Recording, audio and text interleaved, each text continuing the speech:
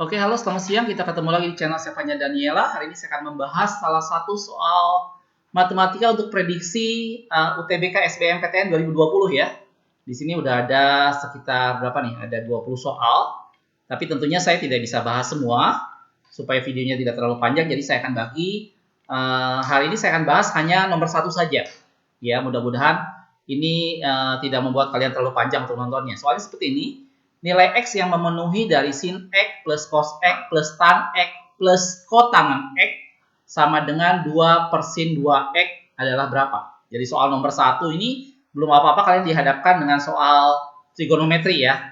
Ya, tapi nggak ada masalah. Nanti sebentar kita akan bahas.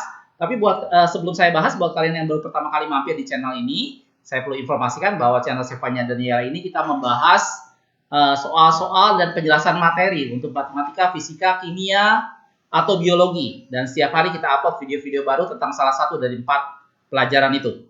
Dan sampai saat ini udah ada lebih dari 1100 video yang sudah kita upload. Jadi kalau kamu belum subscribe, silahkan subscribe dulu channel ini ya, supaya setiap hari kita upload kalian bisa tahu informasinya. Oke, siap ya. Soal nomor 1 ini kita akan bahas sebentar. Trigonometri sin X plus cos X plus tan X plus kotangan X sama dengan 2 per sin 2X. Tonton videonya sampai selesai, nanti kita akan lihat pembahasannya.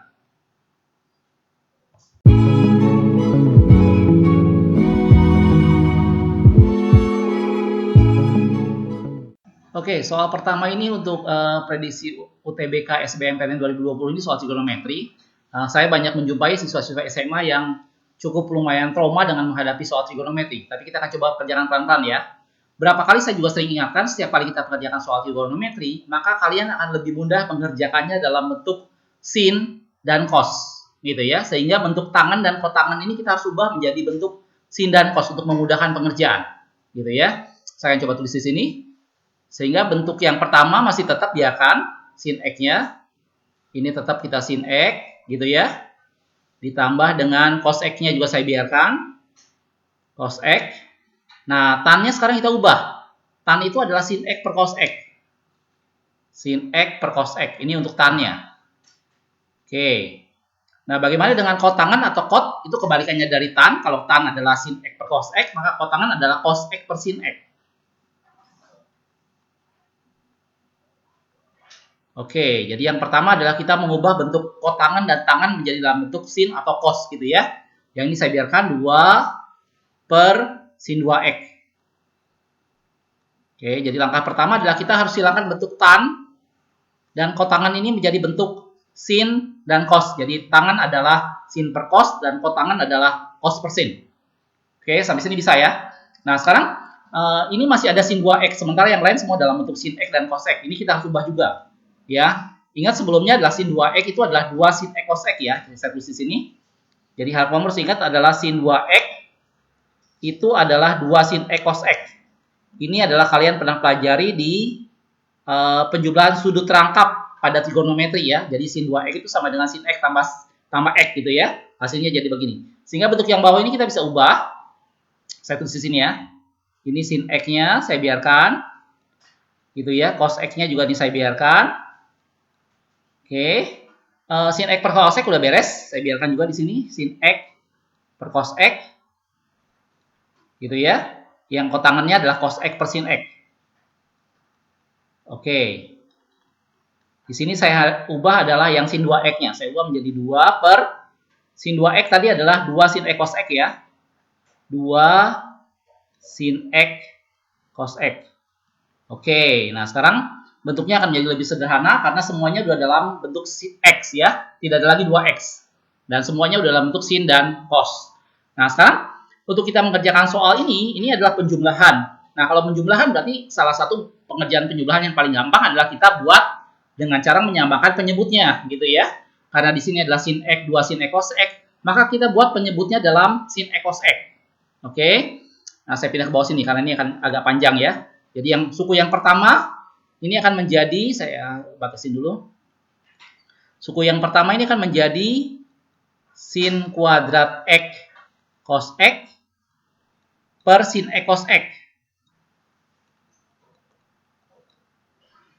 Bisa ya? Jadi ini dibuat bawahnya ada sin X cos X, akibatnya sinnya menjadi kuadrat. Gitu ya. Jadi kalau ini kamu coret ya baik lagi jadi sin X. Oke? Suku kedua juga sama. Kita buat bawahnya jadi sin X cos X. Akibatnya atasnya menjadi sinnya 1 kali, cosnya jadi 2 kali. Cos kuadrat X per sin X cos X. Bisa ya? Jadi ini sebenarnya kita hanya menyamakan penyebutnya menjadi sin X cos X. Karena atasnya sin berarti sinnya yang kuadrat, yang ini atasnya cos berarti cosnya yang kuadrat. Oke? Nah, sekarang suku yang ini. Kalau ini kita buat sin X cos X, berarti ini suku ini udah ada cos X, berarti 3 kali sin X di atasnya, sehingga ini menjadi sin kuadrat X. Sin kuadrat X per sin X cos X. Bisa ya? Oke, itu yang sin X. Yang sebelah sini juga sama. Ini udah ada sin X, berarti 3 kali cos X ya. Berarti yang atas akan menjadi cos kuadrat X. Cos kuadrat X per sin X cos X. Wah, sepertinya jadi lebih panjang ya. Tapi tenang aja, nanti kita akan lihat bentuknya lebih sederhana. Nah, ini 2 sama 2 ini bisa kita coret. Nah, ini bisa kita coret sehingga tinggal 1 per sin X cos X. Nah, setelah kita dapat bentuk begini, ternyata semuanya ini adalah per sin X cos X. Sehingga pernya ini bisa hilang. Gitu ya.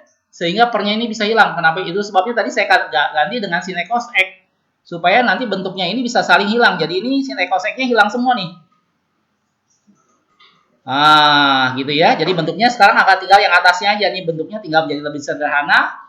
Di mana sin kuadrat X tambah cos X tambah sin X cos kuadrat X tambah sin kuadrat X cos kuadrat X sama dengan 1.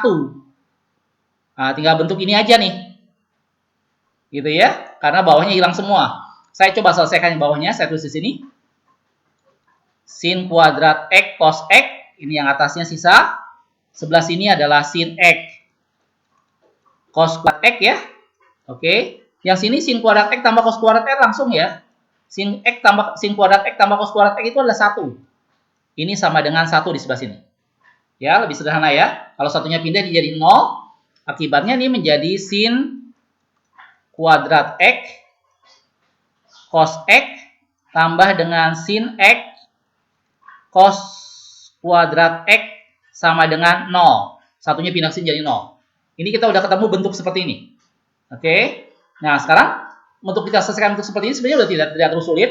Kalau kita mau masing-masing kita bagi lagi dengan yang tadi, misalnya kita mau bagi semua dengan sin X cos X. Ini kita bagi dengan sin X cos X. Oke, kalau ini kita bagi, maka ini akan menjadi sin X. Yang ini tinggal jadi cos X sendirian ya. Sama dengan 0. Oh, kalau udah kayak gini maka ini berarti sin X sama dengan minus cos X. Pindah ke dua sebelah kanan. Oke. Sin X sama dengan minus cos X. Oke. Nah, kalau kita bereskan sekarang, saya lanjut sebelah sini ya. Ini pindah ke sini jadi per. Akibatnya ini adalah menjadi sin X per cos X sama dengan min 1. Bisa ya dari sini. Ini saya lanjut ke sebelah sini ya. Nah, lanjut ke sana ya. Jadi ini pindah jadi per. Akibatnya sin X per cos X sama min 1. Sin X per cos X itu adalah tan X. Tan X, tangan X sama dengan min 1. Oh, udah dapat gini tentunya dengan mudah. Kalau tangan X sama dengan min 1 itu berarti X-nya 45 derajat tapi berada di kuadran kedua. Karena kalau di kuadran 1, tan 45 itu adalah 1 positif. Supaya dia min 1, maka tan 45-nya harus berada di kuadran kedua. Atau X-nya sama dengan 135 derajat. Tentunya dengan plus K kali dengan 180. Jadi jawabannya nilai X yang memenuhinya adalah 135 derajat plus K tambah 180 derajat. Di mana K adalah bilangan bulat. Itulah nilai X yang memenuhi sin X ditambah cos X tambah tangan X tambah kotangan X sama dengan 2 per sin 2X. Bisa ya? Jadi pertama saya ingatkan kembali, saya review sedikit. Untuk mengerjakan soal ini kamu harus ubah bentuk tan dan kotangannya menjadi bentuk sin per cos. Oke. Setelah itu jangan lupa sin 2X-nya kamu ingat sudut rangkap. Dapat seperti ini. Setelah itu samakan semua penyebutnya dalam sin X per cos X. Setelah dapat ternyata penyebutnya ini bisa dicoret semua. Tinggal kamu selesaikan yang atasnya. Oke, setelah itu kamu sederhanakan, didapatlah sin X sama dengan min cos X atau tan X sama dengan min 1. Didapat X-nya sama dengan 135 derajat. Mudah ya? Jadi ini tidak sesulit seperti kamu bayangkan. Itu untuk soal nomor 1, prediksi UNBK SBMPTN 2020. Oke, mudah-mudahan bisa kamu pahami. Kalau ada yang masih nggak jelas, silakan kamu tulis di pertanyaan kami kolom komentar di bawah ini ya. Jangan lupa sekali lagi kamu subscribe dan kamu share ke teman-teman yang lain. Oke, sampai ketemu di soal berikutnya nomor 2. Di soal berikutnya nanti saya akan bahas. Oke, makasih sudah menonton. Kita ketemu di soal berikutnya.